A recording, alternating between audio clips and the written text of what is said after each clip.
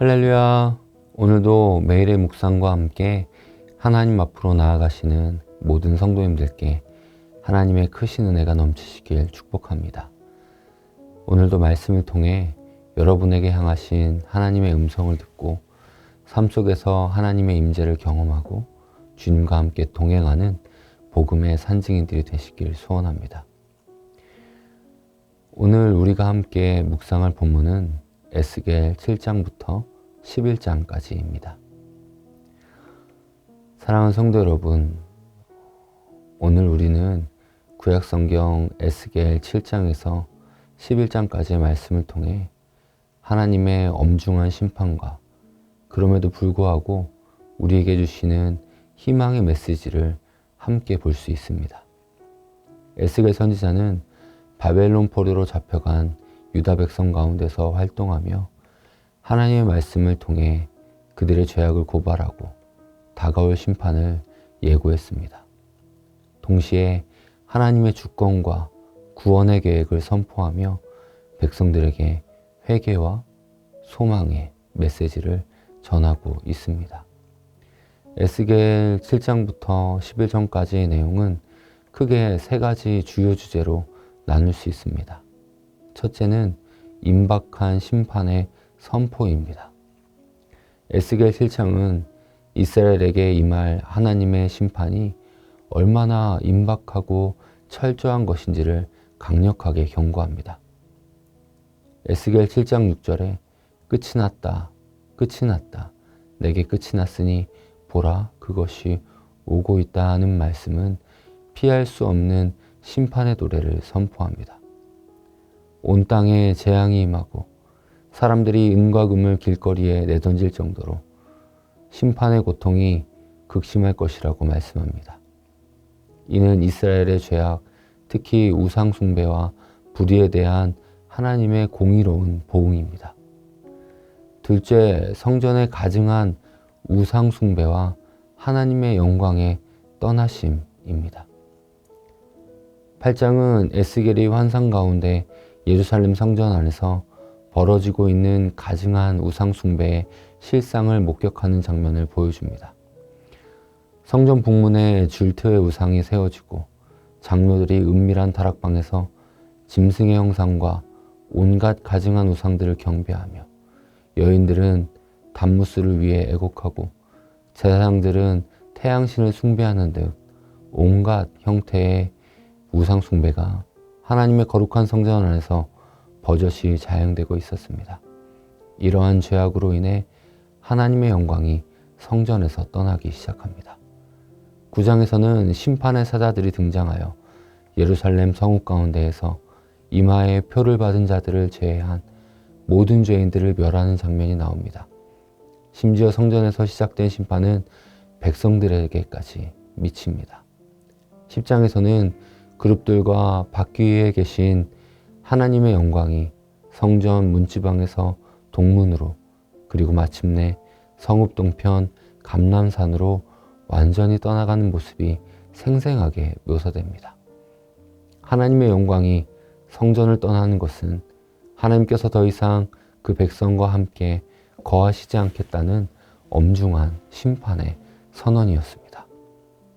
셋째로 11장은 남은 자에 대한 약속과 새 영의 언약입니다.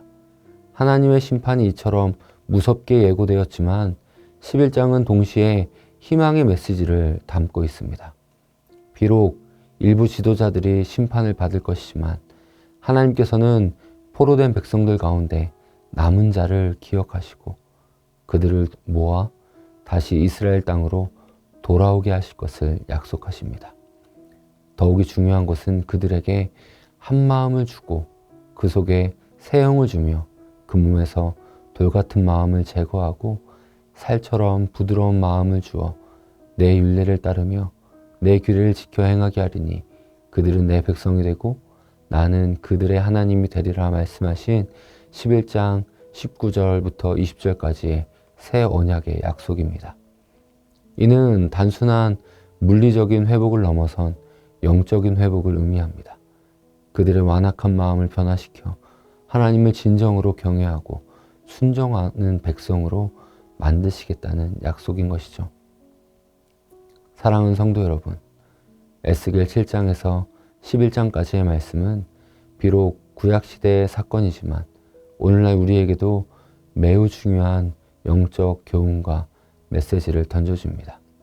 첫째, 하나님의 거룩하심과 죄에 대한 엄중한 심판입니다. 하나님은 거룩하시며 죄를 미워하시는 분이십니다.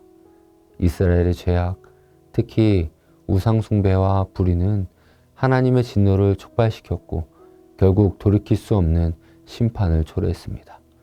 오늘날 우리는 눈에 보이는 우상을 숭배하지는 않을지라도 돈, 명예, 권력, 쾌락 혹은 심지어 자기 자신을 하나님보다 더 사랑하고 의지하는 영적인 우상숭배에 빠져 있을 수 있습니다. 에스겔서는 우리에게 죄가 얼마나 심각한 결과를 가져오는지, 그리고 하나님께서 죄를 결코 좌시하지 않으신다는 사실을 상기시켜 줍니다. 우리는 우리의 삶 가운데 숨겨진 죄악들을 직시하고 하나님 앞에서 철저히 회개해야 합니다. 둘째로, 형식적인 신앙의 위험성입니다. 이스라엘 백성은 성전을 가지고 있었고 겉으로는 하나님을 섬기는 것처럼 보였습니다. 그러나 그들의 마음은 이미 하나님에게서 멀어져 있었고 성전 안에서 온갖 가증한 행위를 일삼았습니다. 이는 오늘날 우리에게 형식적인 신앙의 위험성을 경고합니다. 우리가 교회에 출석하고 예배에 참여하며 봉사한다 할지라도 우리의 마음이 하나님으로부터 멀어져 있고 세상의 가치를 쫓고 있다면 그것은 하나님 앞에서 아무 의미가 없습니다. 진정한 신앙은 우리의 중심이 하나님께 향하고 그분의 말씀에 순종하며 살아가는 삶입니다. 마지막으로 남은 자에 대한 소망과 새 언약이 있음을 우리는 기억해야 합니다. 에스겔서는 절망적인 심판의 상황 속에서도 하나님의 놀라운 은혜와 소망의 메시지를 던져줍니다. 하나님은 완전히 멸망시키지 않으시고 남은 자를 통해 구원의 역사를 이어나가십니다. 그리고 그들에게 새 영을 주어 완악한 마음을 부드러운 마음으로 바꾸시겠다는 약속은 오늘날 우리에게 복음의 핵심을 보여줍니다. 우리는 우리의 힘과 노력으로는 죄악된 본성을 바꿀 수 없습니다. 그러나 예수 그리스도를 믿을 때 하나님께서는 우리 안에 새 영, 곧 성령을 주셔서 우리를 변화시키시고 새로운 피조물로 만드십니다. 우리의 완악한 마음은 부드러운 마음으로 변하고 하나님의 말씀을 기쁨으로 순종하게 됩니다. 이것이 바로 새 언약의 성취이며 우리가 누리는 구원의 은혜입니다. 사랑하는 성도 여러분, 에스겔 7장에서 11장까지의 말씀은 우리에게 죄에 대한 하나님의 엄중한 심판을 경고하며 형식적인 신앙에서 벗어나 진정한 회개를 촉구합니다.